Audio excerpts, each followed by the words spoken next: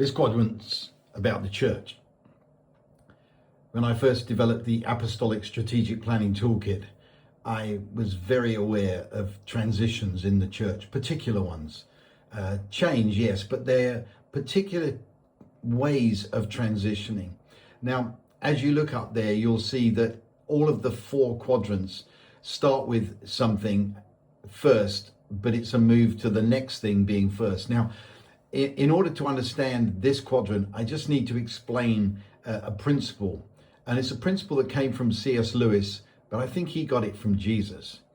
And C.S. Lewis's principle is this: if you put second things first, you get neither first nor second. But if you put first things first, you get first and second. I think Jesus agreed. He said, seek first the kingdom, and all these things will be added unto you. He didn't actually say, seek first the church. He didn't say the church is at hand.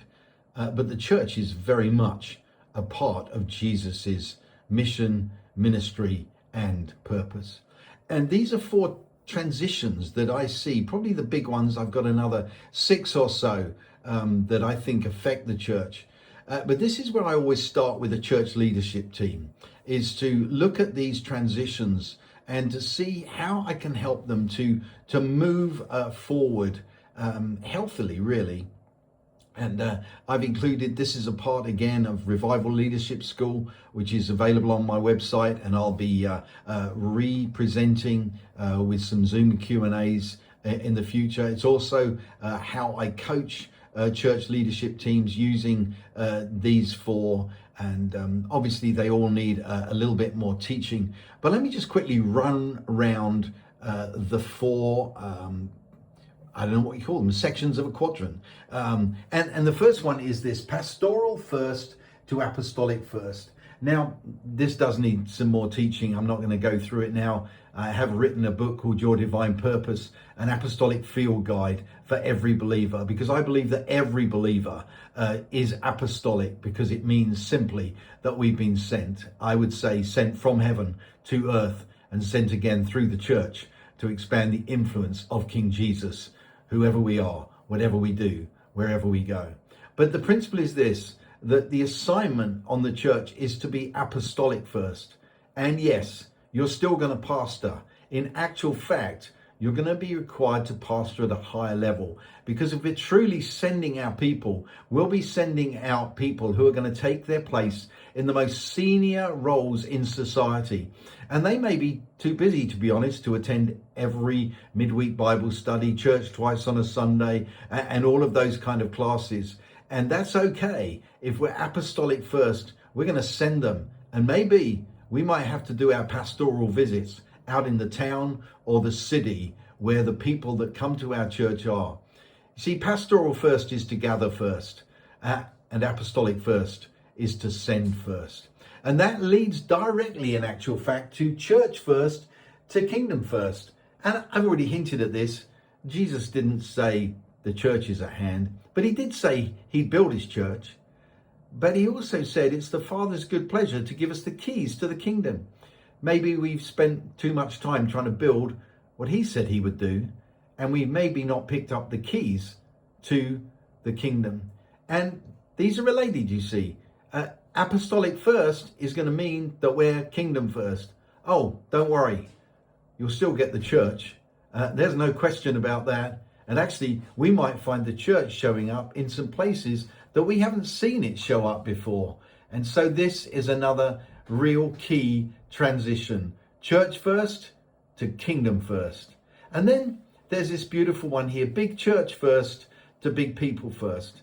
It's really saying this: if we make our priority big church, well, we probably are not going to get big people. In actual fact, we'll get the opposite. We may even make people who have great potential in our world, in our society, we may make them actually smaller. And the evidence is that big churches don't change cities, but big people do. Oh, let me just tell you, a big person, they're not 6'6". They're not necessarily the wealthiest people or the most powerful people. They are people who know who they are, know why they're here, know where they're going, and know the influence that their life will have. That's a big person and that's Jesus, of course. So we go big church first to big people first, knowing that if we can raise up people who know who they are and we can send them out on an apostolic assignment, then they will be expanding the influence of the King. And the last quadrant there is control or manage first to empower first. And this, they all go together. See, Jesus, the most empowering leader that the world has ever seen, he actually said that we would do greater works than him. He gave us all power and authority. He modeled that he wasn't intimidated by recruiting people that were different to him or had different skills. And he was not intimidated by people being more successful than him. And he risked it. He risked a Judas. He actually risked a Thomas, a doubter, a Peter, a denier, a James and a John who argued amongst each other. But he knew if he didn't create an empowering culture, then he wouldn't raise the world changers, which he did.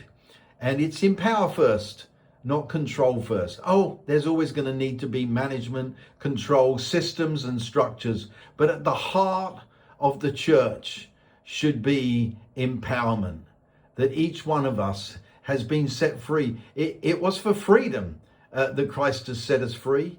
Not freedom to do what we like, but the freedom to discover who we really are and the fullness of life in Jesus. This is the model that I do love to use when I work with churches.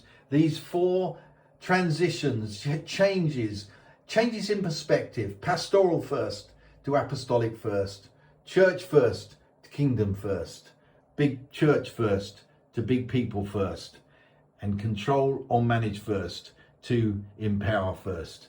You see, I really do believe that the church should be the most beautiful organization on the planet, but it will only do that when it becomes the sending church, the church that focuses on kingdom, the church that raises up world changers and history makers, big people who know who they are, know why they're alive, know where they're going, and know the influence their life would have. And those people will need to be empowered, sent, not limited, not restricted, but told, as Jesus did, there's more. Greater works than these shall you do, said Jesus.